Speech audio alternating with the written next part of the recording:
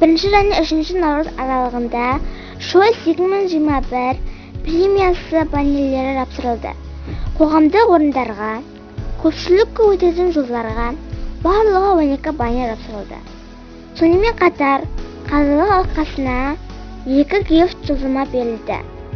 Жаңалықтарды Choice'тың ресми сайтынан және әлеуметтік желілердегі ресми парақшаларынан оқи аласыз.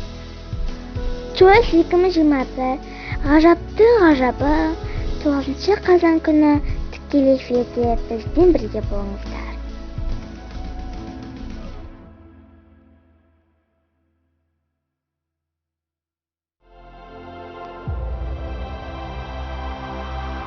Әлемге таңырқай қара.